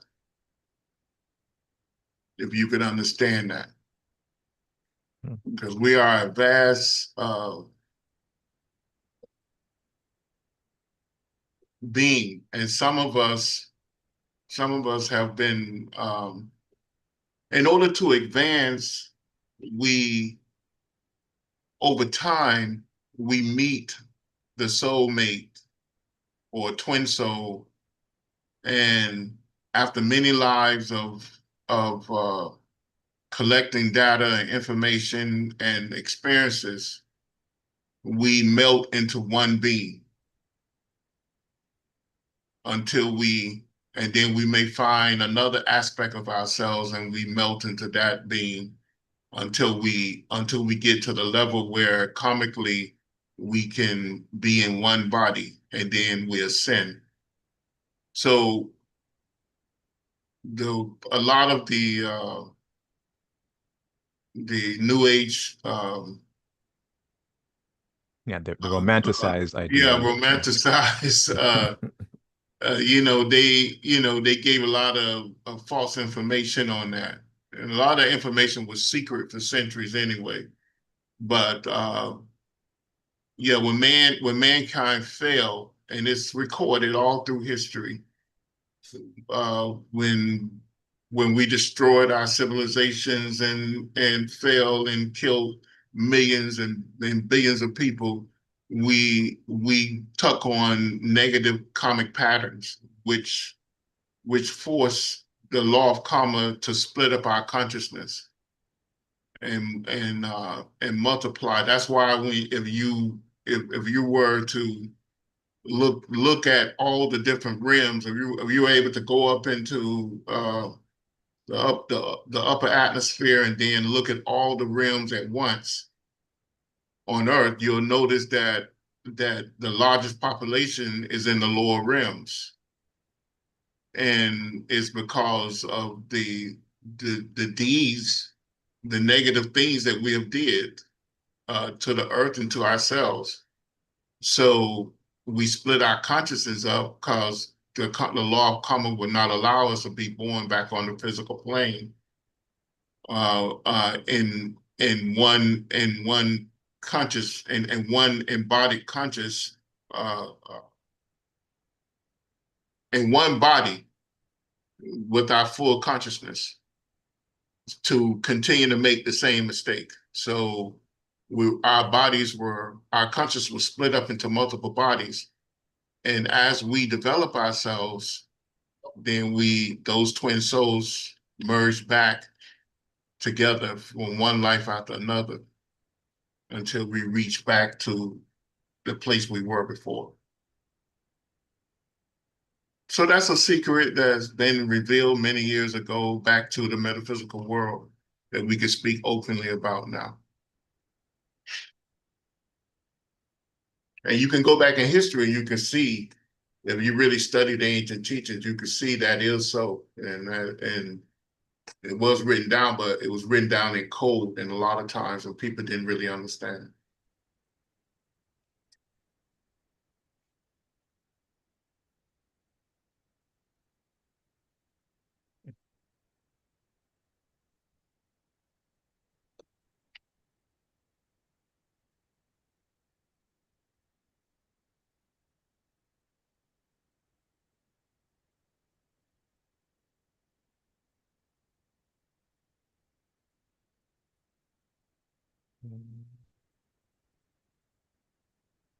Okay.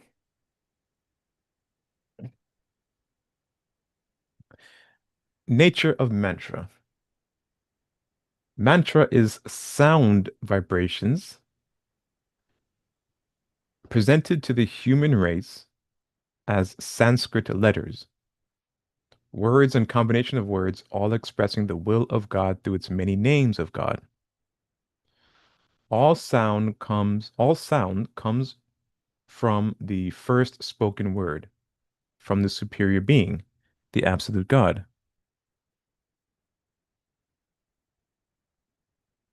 The Sanskrit alphabet is 50 bits of sound vibrations from the first spoken creative word. The Sanskrit language was reportedly used to design vehicles of expression. I'm going to stop here because of presence question. But the development of the souls is to do with the energy of Kundalini. Present, I think you're confusing something there. It's not the soul itself that develops. Remember that the soul is connected to the spirit, and the spirit is a spark of the absolute. The soul involves a part of itself to gain experience, but it is those aspects of itself that goes through the evolutionary process. The soul itself, um, Yeah, so you have to understand that the basic man or the basic human, the only reason why we're here on this particular classroom, which is the planet Earth, is to control the flow of Kundalini up and down the spine. And once we do that, we gain access to the tremendous power of the soul and the spirit.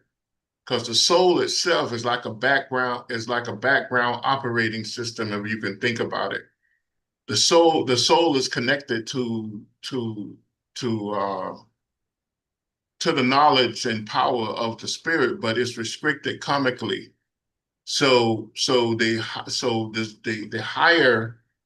The higher consciousness of man uh, needs to use the soul, the knowledge of the soul, in order to to get mankind to utilize that knowledge to control the subtle energies within the auric structure. And that's moving Kundalini up and being able to consciously move Kundalini up and down the spine, thereby connecting to the cosmos, connecting to the cosmic energy, connecting to the spirit, because as Mabel Collins described, the meditation was to bathe the soul in the light of the spirit. That didn't actually mean that the soul lacked that light. The soul had access to that light, but the lower aspects of the soul, the uh, the vehicles of expression of the soul, did not have access to that light. So once the soul received access to that light, the soul can transfer that light back down to the lower aspects of itself. Okay, so that's how you have to see it.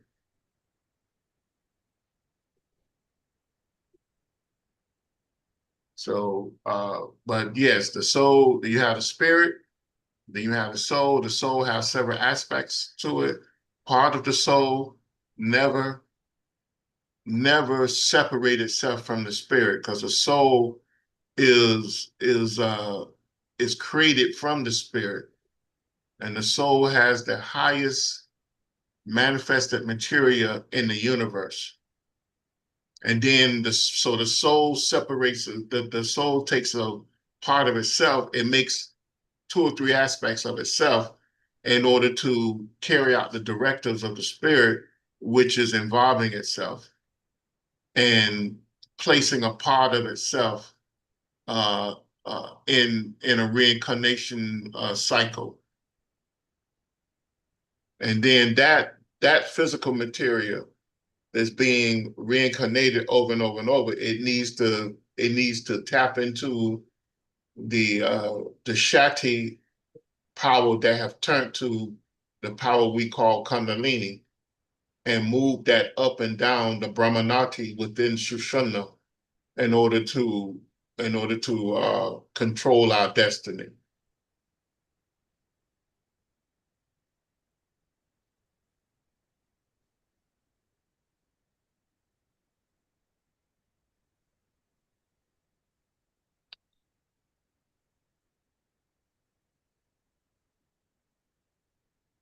Okay. I think I'll pause here. That nature of mantra, and we'll pick up next time. And I'll leave these last 5 or 10 minutes open for any questions or comments.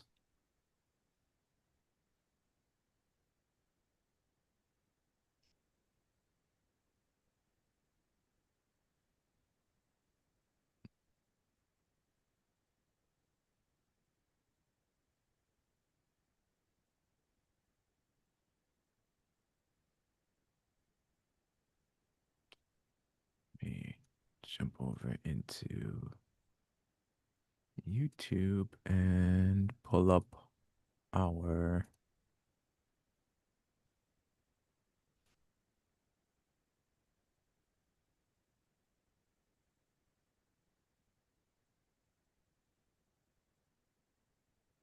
as just as a reminder,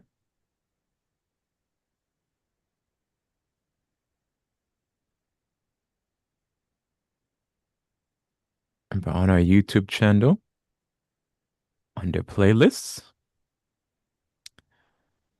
you'll find 21 Lessons of Metaphysics, the foundation of mystic and yogic teachings. And these classes are available for you all to review, is what we'll be going through. And we finish up this current season or offering of the RSS series.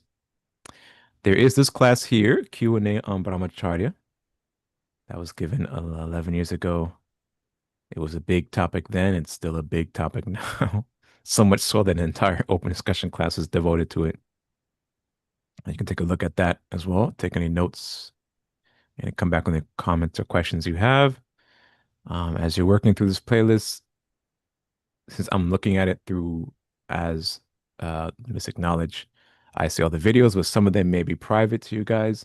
So as you get to those classes and you want to review them, send us an email from your account that's tied to YouTube. So probably a Gmail account or whichever, and we'll, if granted permission, open that up for you to view.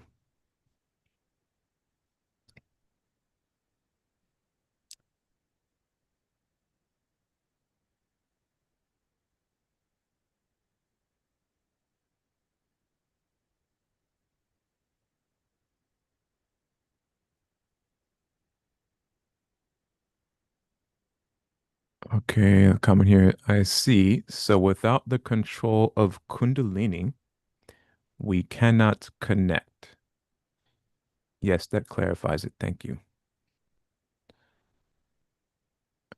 And there's a question here.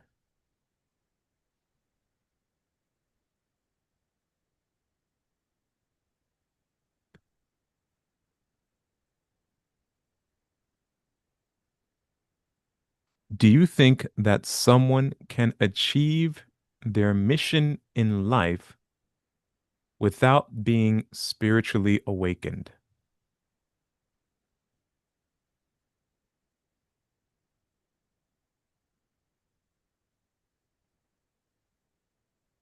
Well, I don't understand what are they saying. Do I think what now? Do you think someone can achieve their mission or purpose in life without achieving spiritual awakening or being spiritually awakened? It depends on what the mission is. So every mission doesn't take full spiritual awakening. So Now, if you mean like the purpose of life, as in to achieve yoga or union with God or evolution, um, then if they on the yoga pathway, that's one of the that's one of the major steps is to achieve some type of spiritual awakening. Because yoga itself means union with God. mhm. So whether you start with Nana yoga, Karma yoga, Bhatha yoga, uh, Raja yoga, or even Hatha yoga, the whole goal is to achieve uh, union with God.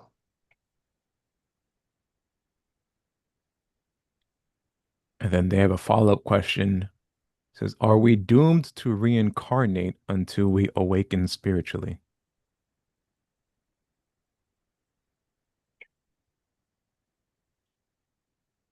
Yes, you are. You will be reincarnated until you ascend. And then after that, you will consciously reincarnate. So the higher beings,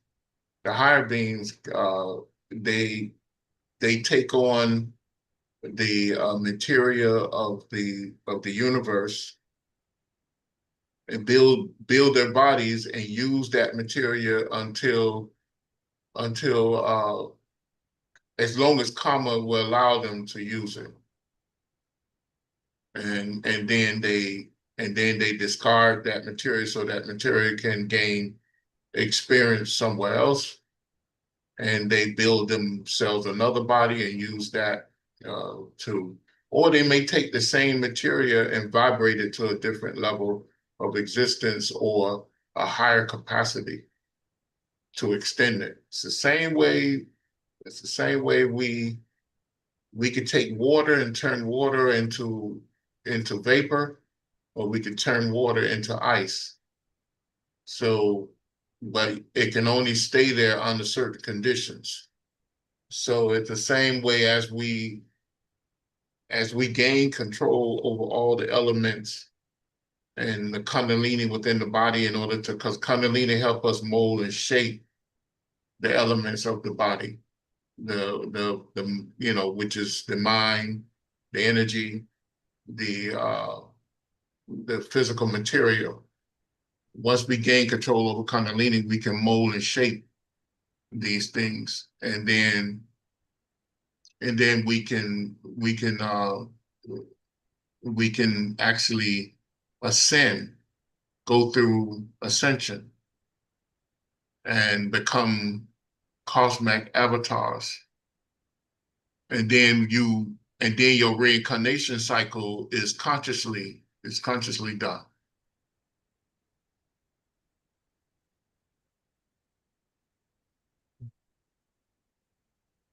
So in ancient teachings, when you hear about the bodhisattvas that visit Earth, because they are cosmic avatars that control their conscious rebirth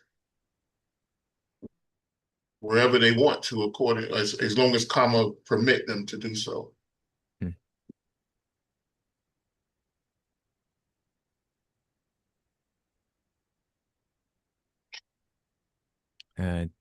DDO, I mentioned earlier to present a lecture you can listen to with Dr. King called Karma and Reincarnation and Life on the Spiritual Realms. And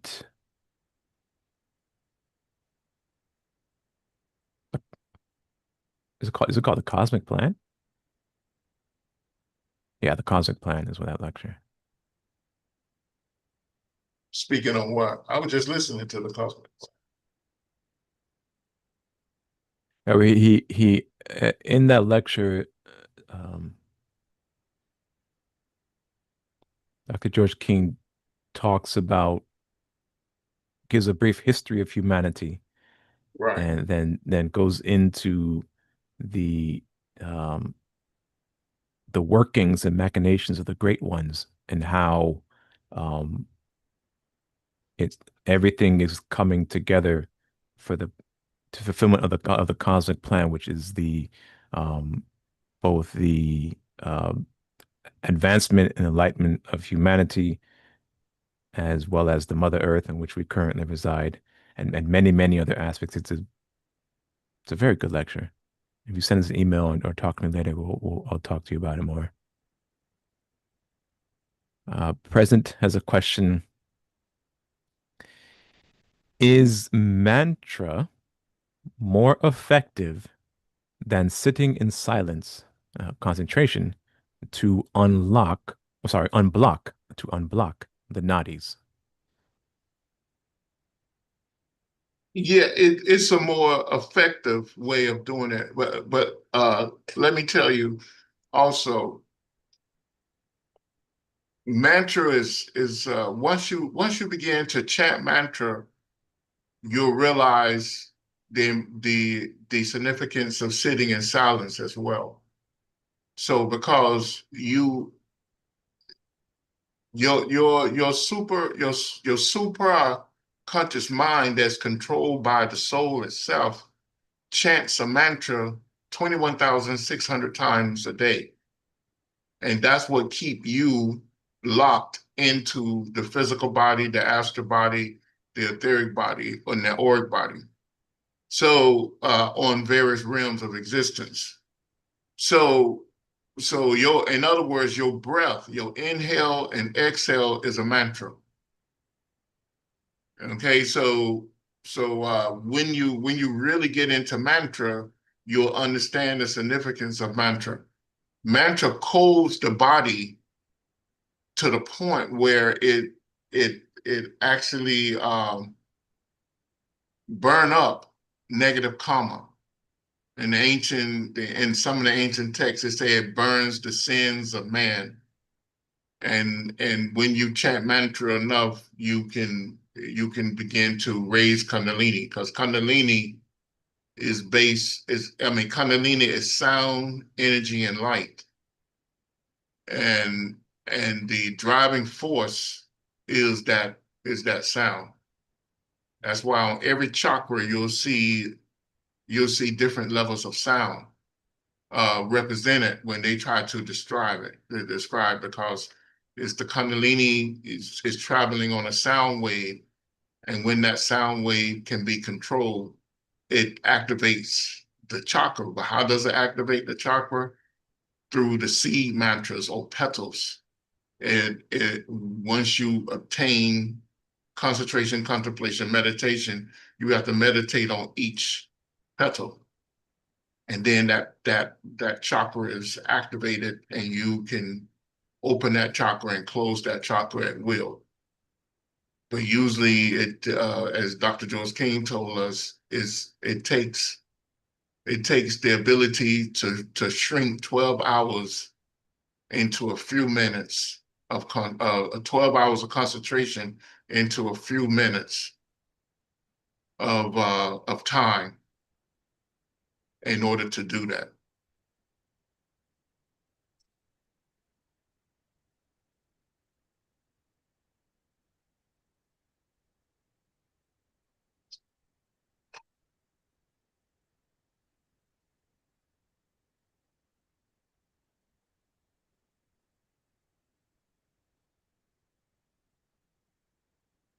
Okay. And really quick before we close out, as I was mentioning earlier, President Ndidio and Bipin, you can go to cloud.ethereus.org and you can find all of the lectures by Dr. George King we were mentioning earlier.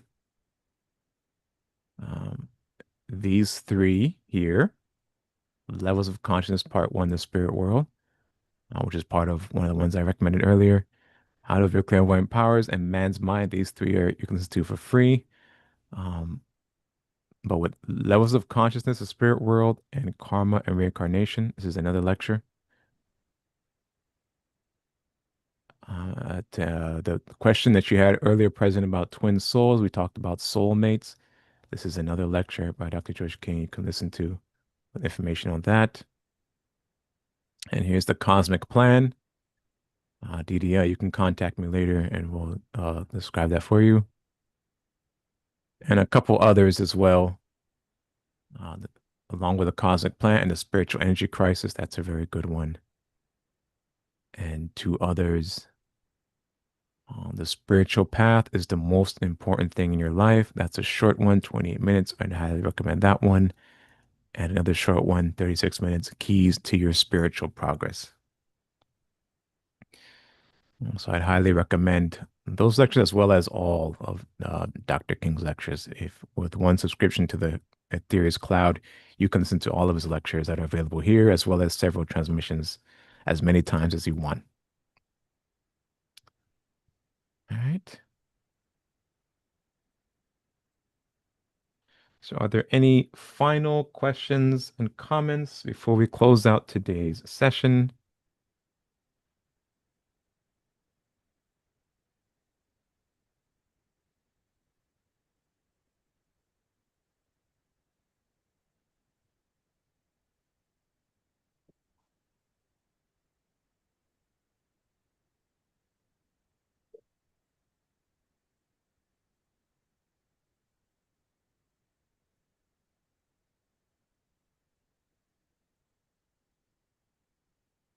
Oh, and also there, I mentioned it earlier too, is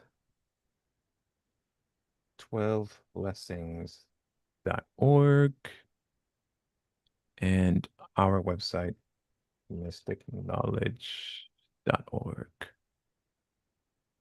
And they still haven't fixed the certificate issue. So here's the website, 12blessings.org. If you're not able to tune in with our services on Thursdays at 8 p.m. Eastern Standard Time, they do here have option to tune into live services that are held daily from different locations throughout the world. You know, the Los Angeles, the headquarters there, Detroit, the Eastern headquarters, and from the branch in Accra, Ghana, another branch in Nigeria, from the global headquarters in London and another location branch in Auckland, New Zealand. So you have opportunity to tune into the 12 blessings every single day, which we highly recommend, especially during time, potent times throughout the year, which we call the spiritual push. Mr. Davis talks about that in several classes prior. And if you join us, we'll tell you more about that as well. And then there's our website, mysticknowledge.org, where you can find many, many, many texts available to download for free in both PDF and Word doc format. One of the projects I want to take on is converting all of these Word doc files into PDFs and then replacing these doc .doc files with PDFs here. So it makes it more accessible to everyone on every system. Because some systems, especially Android based, may have difficulty opening and reading doc files, but PDFs can generally be open and read anywhere. But that's our website, mystickknowledge.org. Feel free to take a look at there, as well as 12blessings.org and Aetherius cloud.aetherius.org. All right. Let's go ahead and close out.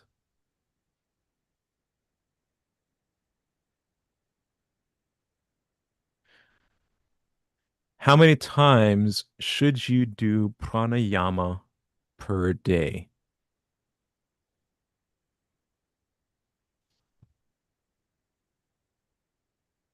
That's a question. It depends on your capacity. Dr. George King give instructions in his book, Contact Your Higher Self Through Yoga. Also, the Hindu science of breath or breathing exercises, they give instructions as well as similar instructions. So it depends on your capacity. When starting off, most of them recommend 15 minutes a day, and then you add on 10 minutes probably every other day or every week until you reach your capacity.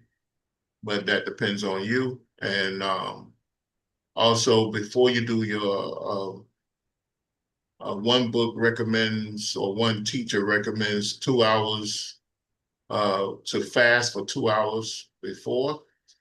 Some recommend 3 hours fast. And then 1 hour after you finish, do not eat. You could drink water, but don't consume any food at least 3 hours. I practice the 3 hours, the 3 hour fast, and then do your pranayama exercises, and then 1 hour afterwards. Wait 1 hour before you can eat again after you finish doing it. And I know most people who broke the fast too early or didn't fast long enough, they experience what you call it, The bends. bends. They experience Yeah. bends when you go outside of those instructions. So that's why it's very important to practice to do either the 2 or 3 hour fast before and 1 hour after.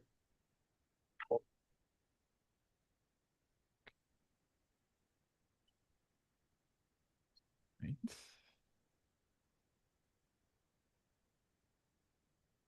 All right. So let us close out by reciting the New Lord's Prayer.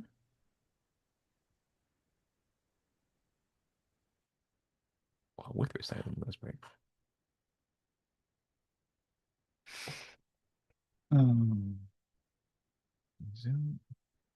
The New Lord's Prayer.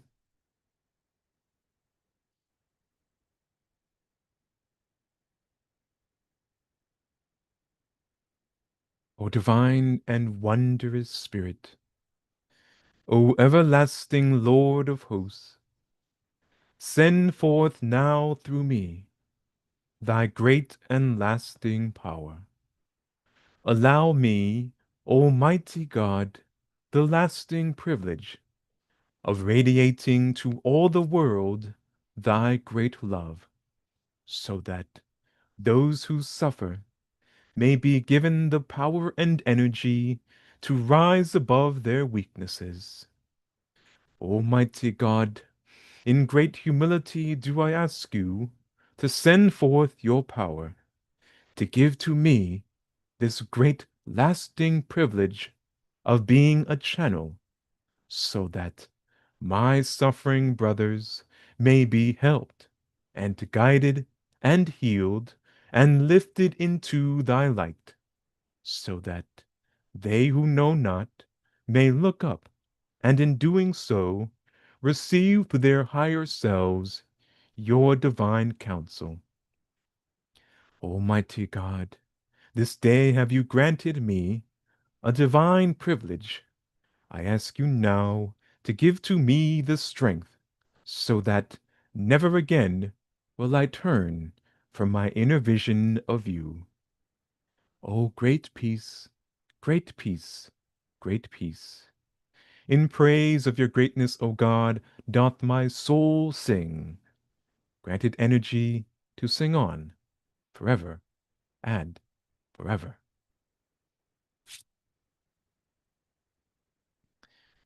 All right. Thank you very much, everyone, for your kind attendance and participation.